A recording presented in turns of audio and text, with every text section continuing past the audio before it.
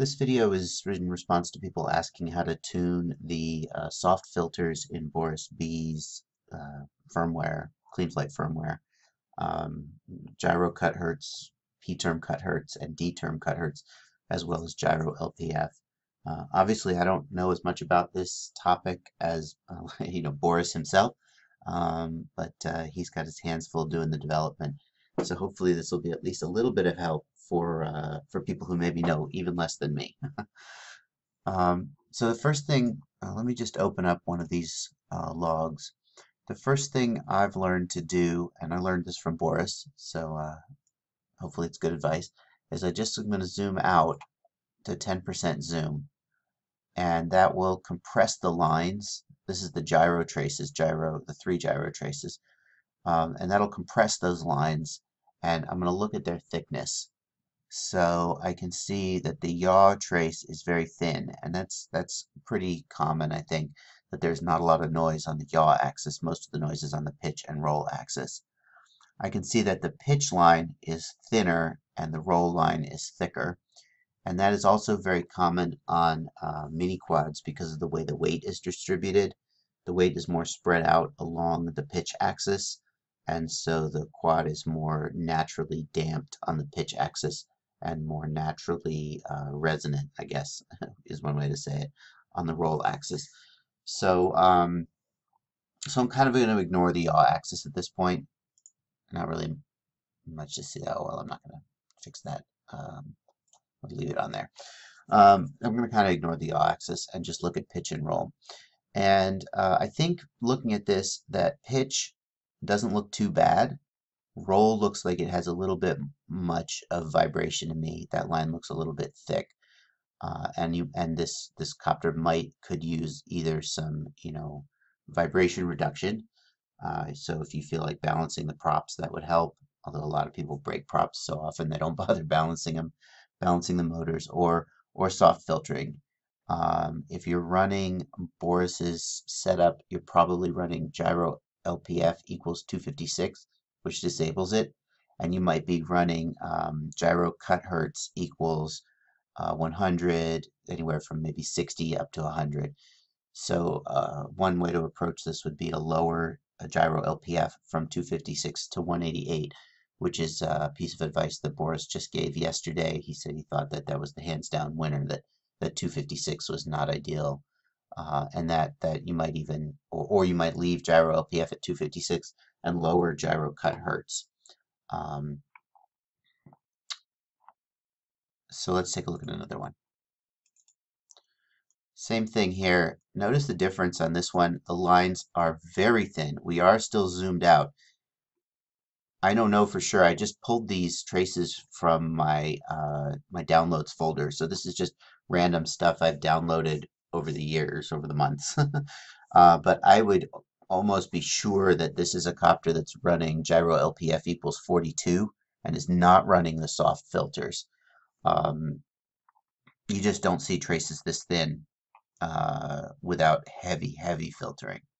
Okay, so that's my guess on this. This is a very heavily filtered trace. Let's see if I can get another one. Oh, that's the same one. Hang on. So here's another one. Again, we see that the yaw axis is very thin, very little noise on the yaw axis. We can see that the roll axis and the pitch axis are both very clean.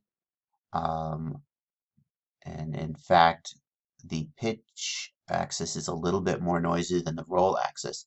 So, I mean, who knows what this copter this came off of, but this is not usually what I expect to see from a mini quad.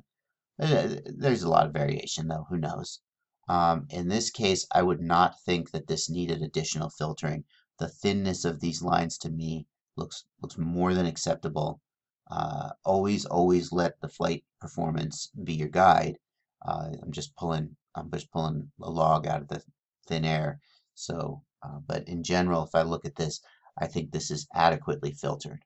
Okay, whereas just to go back and compare, in this one, notice the difference on the roll axis. There's a ton more noise on the roll axis here, and this one probably could stand with some additional filtering.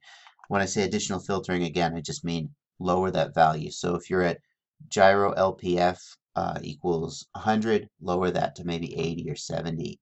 Um, Boris has said that the relevant frequencies for flight are below about 50 hertz. So in fact, I think if I understood correctly, he said he's running gyro cut hertz at 60 and p-term cut hertz at 50 or 40. Um, and so the initial recommendations of gyro cut hertz at 100 seems to have been conservative. So we could do that. We could add some filtering there.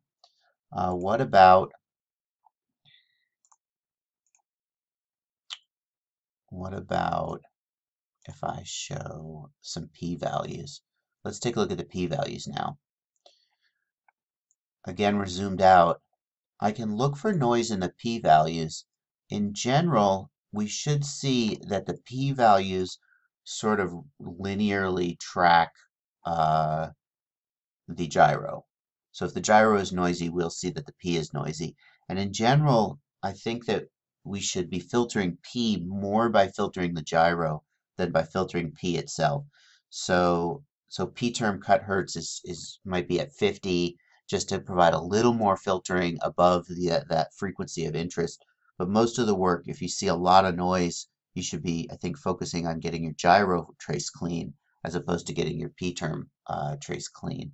I could see a scenario where if you had a very clean copter, you run gyro LPF equals 188 to get some basic filtering, and then you do everything else with p-term cut hertz and leave gyro cut hertz off. I think somebody like Boris, who's done a lot more testing, would have better advice on that than I do. But in general, if the p-term looks noisy, it's because the gyro is noisy, and so in general, you probably want to filter your gyro. Okay, so there's our p term. And then the other thing we can look at is our d term. And for looking at the d term, let's just pick an axis. I'll pick roll because roll was the noisiest. So here is, I'm going to put p and d for the same axis up. And notice in this trace, first of all, notice how much noise there is in the D term. So my guess is that this is a copter that does not have Boris's soft filters. Or if it does have Boris's soft filters, the D term cut hertz is way too high and needs to come down. If it's at 20, it should come down to, 14 or 12 maybe, because there's so much noise in this D term. It's a little bit misleading because we know that there's noise in the gyro. So the first thing to do is to always try and get the noise out of the gyro before you try and get the noise out of the D term. The D term amplifies noise in the gyro. So if there's a little bit of noise in the gyro, there'll be a lot of noise in the D term. You need to get the noise out of the gyro first, and then there will still be some noise in the D term that you'll then get with the D term cut hertz filter. But this is a little bit misleading because we know we have a noisy gyro trace, so the fact that there's all this noise in D term is at least partially the result of that. What I mean by noise in the D term is, do you see how like right here, let me zoom in a little bit. Here's zoomed all the way out. I will zoom in a little bit. This line here that I'm tracing with my mouse is kind of what we would want to see the D term doing. And all these extra little squiggles and wiggles, that's high frequency noise that's getting in and messing it up. And that's what we would want to see filtered out. So if I go to the cleaner one, I think here is a cleaner one. And I'm guessing that this is a filtered D term. It's definitely got the D term cut hertz soft filter. You just don't see D terms this clean without the soft filtering at all. Notice that the D term trace is roughly following the P term there's a little bit of extra squiggles and wiggles, but not a lot of extra squiggles and wiggles. This might even could use a little more filtering. I don't know. I'm not really sure how aggressive you need to be on this, but this is much better. This is a D term cut hertz that is doing its job. We don't see, well, we see a little bit of extra squiggles and wiggles here as it sort of follows the p-term line around, or actually it leads the p-term line technically. So this could maybe use a little bit lower D-term cut hertz, but probably not a ton. This is not terrible, and this copter might fly just fine. It might fly great, actually. Okay, so just don't let the search for clean traces distract you from the fact that we need to fly well. Anyway, I hope that helps. Bye bye.